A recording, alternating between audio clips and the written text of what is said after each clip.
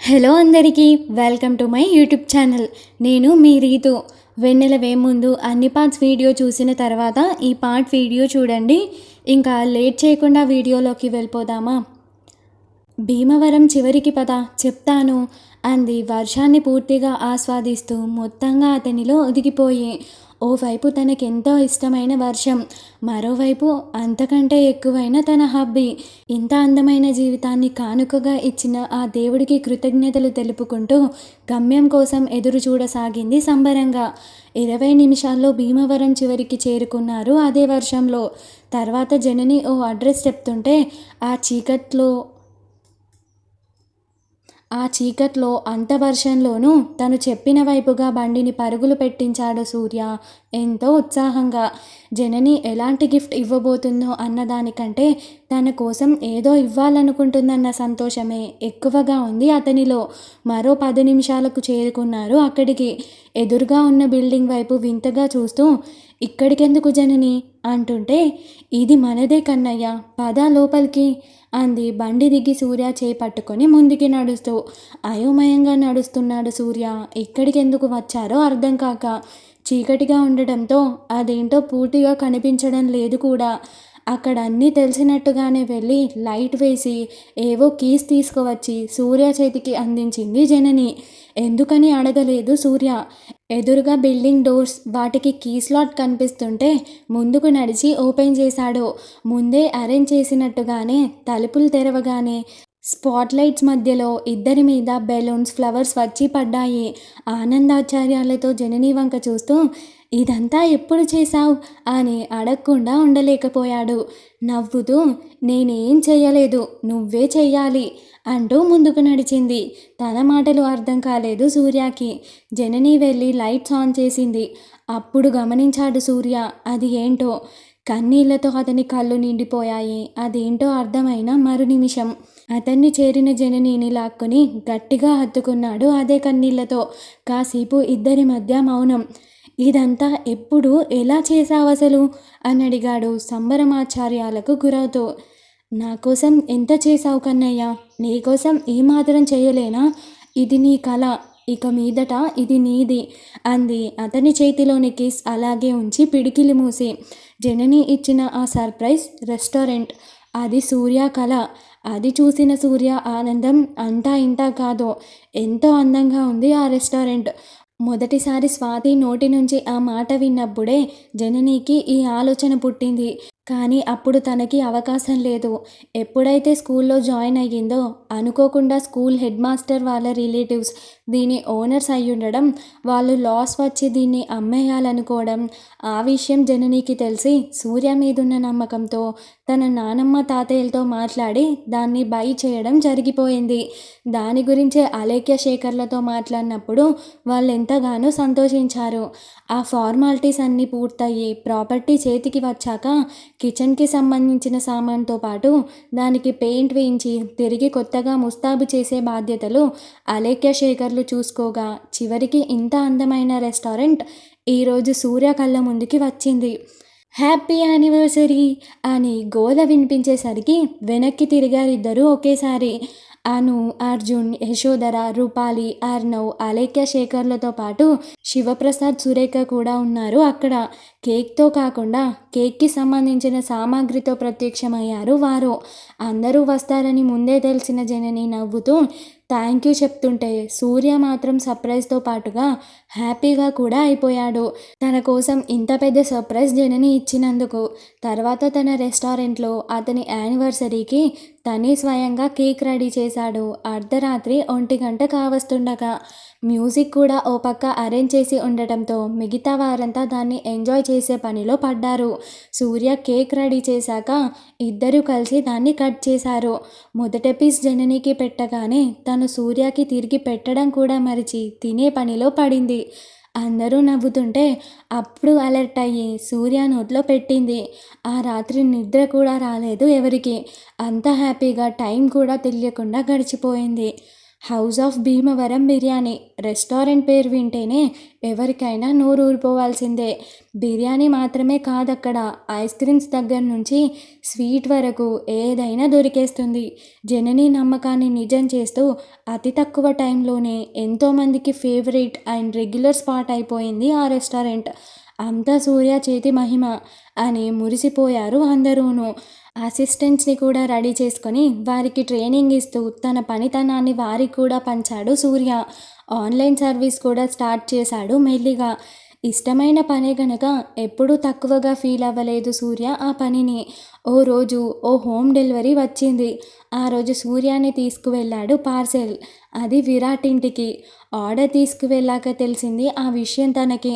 Door తీసిన విద్యకి ఇచ్చేసి వస్తుండగా ఇందు పిలుపు తనని ఆపేసింది. లోపలికి వచ్చి కూర్చో అన్నయ్య, టీ తాగి వెళ్ళు అని బ్రతిమిలాడడంతో బలవంతంగా వెళ్ళి కూర్చున్నాడు. విద్య కిచెన్లోకి వెళ్ళబోతుంటే, వదినా నువ్వొద్దు, నేను తెస్తాను కదా అని వెళ్ళింది ఇందు. వీల్ చైర్ సాయంతో అప్పుడే వస్తున్న విరాట్ చూశాడు సూర్యాని. ఎలా ఉన్నావు సూర్య అని పలకరించాడు. సూర్య మొహం తిప్పేశాడు. విరాట్ బాధగా చూస్తుంటే విద్య అర్థం కాక చూసింది. తను సూర్య జనని హస్బెండ్ అని చెప్పాడు విద్యకి. హో, అయితే మీకు నేను థ్యాంక్స్ చెప్పుకోవాలి. థ్యాంక్ యూ సూర్య గారు, మీ వల్లే నాకు ఇంత మంచి హస్బెండ్ దొరికాడు అంది నవ్వుతూ. సూర్య రెస్పాండ్ అవ్వలేదు. విద్య మొహం చిన్నబుచ్చుకుంది. ఇందు సూర్యకి టీ ఇచ్చి, సూర్య అన్నయ్య, అన్న ఇప్పుడు పూర్తిగా మారిపోయాడు. వదిన ఇప్పుడు ప్రెగ్నెంట్గా ఉంది. మా ఇంట్లో ఇంత హ్యాపీనెస్ నీ వల్లే. థ్యాంక్స్ అన్నయ్య, నీ రుణం ఎప్పటికీ మర్చిపోలేము అనగానే ఆ మాటకి ఒక్క క్షణం విద్య వంక చూసి విరాట్ని చూసి టీ తాగి లేచి వచ్చేశాడు. బయటికి వచ్చాక తన మొహంలో చిన్న ఆనందం తొంగి చూసింది. నవ్వుతూ తిరిగి రిటర్న్ అయిపోయాడు. ఆ నవ్వెందుకో తనకి బాగా తెలుసు. కోరుకున్న అన్ని ఆనందాలు చేరువైనట్టే గాని మిగిలిన ఆ ఒకే ఒక్క ఆనందం ఇంకా చేరలేదు తమని. అవని సీమంతానికి వెళ్ళొచ్చిన దగ్గర నుంచి జనని ముభావంగా ఉండడం సూర్య చూపుని దాటిపోలేదు. అదెందుకో కూడా తనకి తెలిసి జననిని డైవర్ట్ చేయడం కోసం పొలానికి తీసుకువెళ్ళాడు సూర్య. నాటు వేయడానికి సిద్ధంగా ఉన్న పొలం అది. రెస్టారెంట్ వదిలి ఇక్కడికెందుకు తీసుకువచ్చాడో అర్థం కాలేదు జననికి. రా, నీకు నాటు వేయడం నేర్పిస్తాను అన్నాడు వరి చేతిలోకి తీసుకుంటూ. కళ్ళు మిటకరించి చూస్తూ తలూపి వెనకాలే వెళ్ళింది జనని. నేర్చుకుంటానన్నప్పుడేమో వద్దన్నాడు, ఇప్పుడేమో తనే నేర్పిస్తానని తీసుకువచ్చాడు. ఎందుకో తెలియలేదు జననికి. సూర్య తాపీగా పొలంలోకి దిగి జనని చెయ్యి పట్టుకున్నాడు. అది నేలలాగే ఉంటుందని దిగిన జనని లోపలికి దిగిపోతుండేసరికి కేకలు పెడుతూ సూర్య మీద ఒరిగి అతన్ని ఆసరా చేసుకొని నిలబడింది. పర్లేదు, ఫస్ట్ టైం అలాగే ఉంటుంది జనని, ఇది తీసుకో అని కొంత నారు తన చేతికిచ్చి పొలంలో ఎలా పెట్టాలో చూపించాడు. పొలంలోని బురద వల్ల కాళ్ళు జారుతుంటే ఓ చేత్తో సూర్యాని పట్టుకొని మరో చేత్తో సూర్య చెప్పినట్టు నారు తీసి పొలంలో నాటింది. హమ్మయ్య అని ఒక్కదానికే నాటంతా వేసిన దానిలా ఫీల్ అయిపోతూ గొప్పగా సూర్యాని చూడగానే సూర్య నవ్వుతూ, అరే, మా పంతులమ్మకి పొలం వేయడం కూడా వచ్చేసిందే. ఎన్ని రోజులు ఇంత టాలెంట్ని ఎలా మిస్ అయిపోయానబ్బా అన్నాడు మరింత చేస్తూ. మరి ఏమనుకున్నావమ్మా ఈ జనని అంటే అంది తింగరబుచ్చికి విషయం అర్థం కాక గొప్పలకి పోతూ. ఆ మాటకి సూర్యతో పాటుగా పొలంలో నాటు వేయడానికి వచ్చిన మిగతా వాళ్ళు కూడా నవ్వేశారు. వాళ్ళెందుకు నవ్వుతున్నారో తెలియక జనని కూడా పల్లికిలించింది. అలా ప్రతిసారి ఏదో విధంగా జననిని డైవర్ట్ చేయడం స్టార్ట్ చేశాడు సూర్య. ఆ చేయడం 4 సంవత్సరాల పాటు తప్పలేదు సూర్యకి. తిరిగి 4 సంవత్సరాల తర్వాత అత్త అత్త ఓ చేత్తో మొహం మీదకి పడుతున్న ఉంగరాల జుట్టుని వెనక్కి నెడుతూ మరో చేత్తో జనని కొంగు పట్టుకొని లాగుతున్న విహాన్ పిలుపు విని పొట్ట పట్టుకొని నిదానంగా వెనక్కి తిరిగింది జనని. అత్త, నాతో బాల్ ఆట ఆడవా అంటుంటే, అత్త ఇప్పుడు నీతో ఆడుకోలేదు కన్నా, ఇంకో 2 months ఆగితే అప్పుడు ఏం చక్కా ఆడుకుందాం సరేనా అంది వాణ్ణి బుజ్జగిస్తూ. మరైతే ఇప్పుడు నాతో ఆడవా అని బుంగమూతి పెట్టి అడుగుతుంటే, లేదు కన్నా, 2 months అయితే నీ పెద్ద పొట్ట పగిలిపోతుందా అని అడిగాడు వాడు ముద్దు ముద్దుగా. ఆ మాటకి జనని నవ్వుతూ, పగిలిపోదురా బుజ్జులు, కోసేస్తారు కరకర, అందులోంచి నీ పెళ్ళాన్ని బయటికి తీసి మళ్ళీ అతికించేస్తారు అని వాడికి వివరిస్తూ వెళ్ళి నిదానంగా పక్కనున్న చైర్లో చతికిలబడింది. నా పెళ్ళామంటే వెన్నెలనా అత్త? అరే, నీకెలా తెలుసురా? మరేమో మామ లాల చేచినప్పుడు మామకి హార్ట్ దగ్గర ఏదో అంటిందని తులుస్తుంటే మామ అది నీ పెళ్ళాం పేరురా, తుడిస్తే పోదు, అలాగే ఉంటుంది, దాని పేరు వెన్నెల అని చెప్పాడు అన్నాడు వాడు బుజ్జి బుజ్జిగా. అలాగా, నీ మామకి ఆ పేరంటే పిచ్చిరా, అందుకే టాటూ వేయించుకున్నాడు, అది తుడిస్తే పోదు అంది వాడి బుగ్గల మీద ముద్దులు పెడుతూ. మరైతే నా పెళ్ళాం ఎందుకు నీ పొట్ట లోపల దాక్కుందత్తా?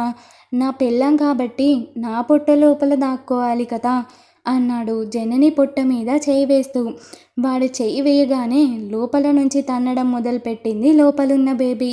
జనని నవ్వుతూ చూస్తుంటే అప్పుడే ఇంట్లోకి వస్తున్న సూర్య మిగిలిన వారంతా ఆ దృశ్యం చూసి ఒక్క క్షణం షాక్ అయిపోయారు. వీడు మన కన్నయ్యకి తాతలా ఉన్నాడే అని వసుంధర అనగానే, హా, మేనమామ బుద్ధులు ఎక్కడికి పోతాయి, వీడు ఇప్పటినుంచే మొదలు పెట్టేశాడు అన్నాడు శంకరయ్య పెద్దగా నవ్వుతూ. వాళ్ళ మాటలకి జననితో సహా అందరూ నవ్వుతుంటే సూర్య బుంగమూతి పెట్టుకున్నాడు. నవ్వుతూ నవ్వుతూనే పెయిన్ స్టార్ట్ అయిపోయాయి జననికి. అందరూ కంగారుగా చూస్తూ ఇంకా 2 months టైం ఉంది కదా అనుకుంటుండగానే పెయిన్స్ ఎక్కువైపోయాయి. ఇంకా లేట్ చేయలేదు సూర్య. గబగబా తనని ఎత్తుకొని శేఖర్ కార్లో అలేఖ్య, తను యశోధర హాస్పిటల్కి బయలుదేరారు. వెనకాలే వడివడిగా అందరూ బయలుదేరిపోయారు.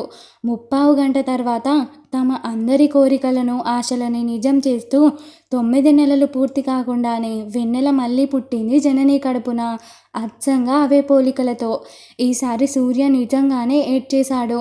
అను, అర్జున్ తమ బాబుతో, రూపాలి, అర్ణవ్ తమ పాపతో వచ్చారు వెన్నెల్ని చూడడానికి. మామ, నా పెళ్ళాం వచ్చేసిందా అని విహాన్ అడగగానే కన్నీళ్లు తుడుచుకొని, వచ్చేసిందిరా, ఇదిగో దాచుకో నీ బొజ్జలో అన్నాడు సూర్య వెన్నెల చేతిని విహాన్కి అందిస్తూ. హై, నా పెళ్ళాం ఎంత తెల్లగా ఉంది మామ అని ముద్దు పెడుతూ, అత్త, నేను నా పెళ్ళాన్ని తీసుకుపోతాను, నాకు వెన్నెల బాగా నచ్చింది మామ, దీనితో రోజు ఆడుకుంటాను, లాల పోస్తాను, జుట్టేస్తాను, దీన్ని నాకు ఇచ్చేస్తావా అత్త అన్నాడు వెన్నెల చేతులు పట్టుకొని ఆడిస్తూ.